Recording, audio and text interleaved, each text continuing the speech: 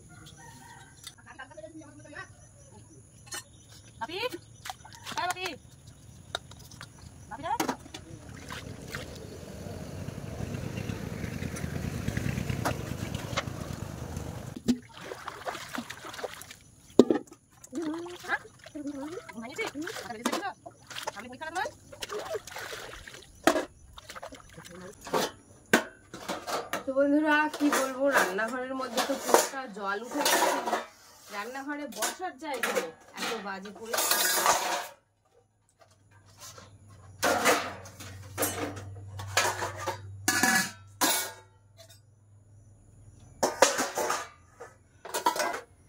কি যে হচ্ছে, এই জন্য আগে ভাতটা চাপিয়ে দেবো, মানে চাল ধুয়ে চাপিয়ে দেবো আগে।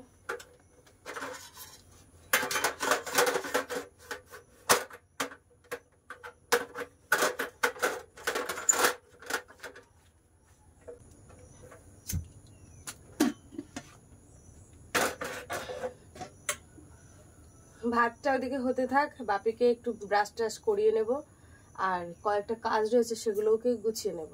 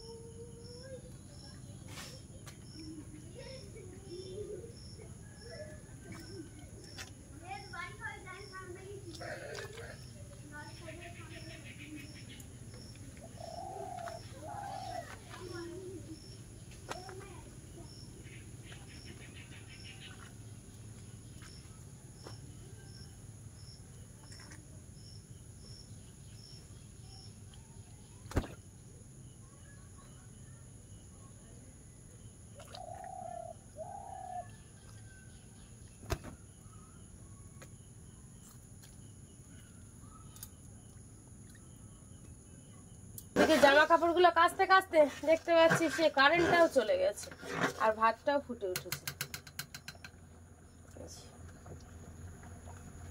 শক্ত আছে।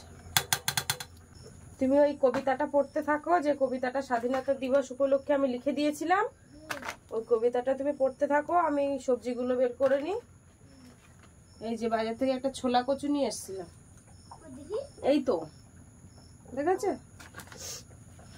তাহলে তোমার জন্য এই কচি ঢ্যাঁড়স ভাতে দিতে হবে। আচ্ছা, এগুলো শসা।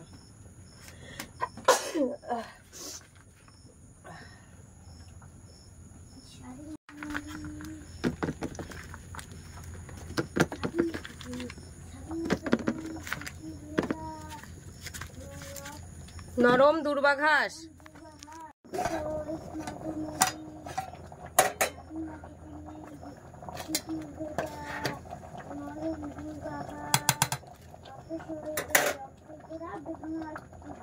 হ্যাঁ,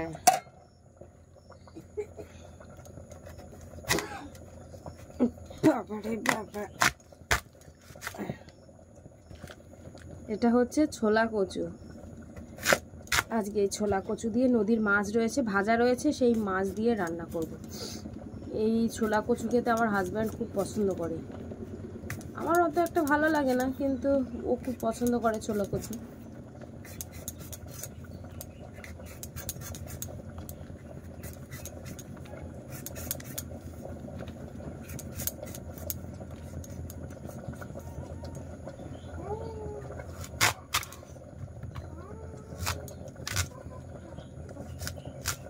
এই যে এরকম এরকম ছোট ছোট পিস করব, কারণ এই ছোলা কচু না সিদ্ধ হতে একটু প্রবলেম হয়, অনেকক্ষণ লাগে সিদ্ধ হতে। মদন পিস করছি।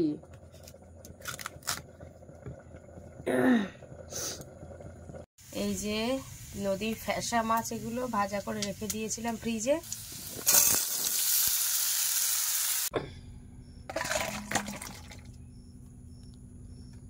এই যে দেখো কচু আর আলু দিয়ে কিন্তু রান্নাটা রেডি হয়ে গেছে। এই যে দেখো ছোট কুচো মাছ দিয়ে এখানে লাউ ঘন্ট রয়েছে রাত্রের, এটাকে এখন গ্যাসে গরম করবো, ফ্রিজে রাখা ছিল। আপনি তাহলে ঢেঁড়স মাখা দিয়ে ভাত খাচ্ছ?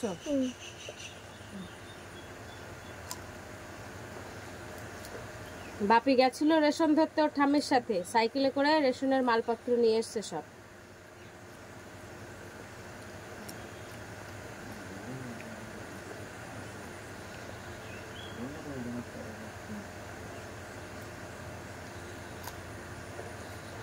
আজকে সকালবেলা কাজটা কমপ্লিট করে তারপরে বাপিকে স্কুলে দিতে গেছিলাম, স্কুলে দিয়ে এখন বাড়িতে যাচ্ছি। আর আজকে ভিডিওটা এই পর্যন্ত। তো কেমন লাগলো কমেন্টে জানাবে, ভালো লাগলে লাইক কমেন্ট শেয়ার, আর চ্যানেলে নতুন হয়ে থাকলে অবশ্যই চ্যানেলটিকে সাবস্ক্রাইব করে সবাই পাশে থাকবে। টাটা।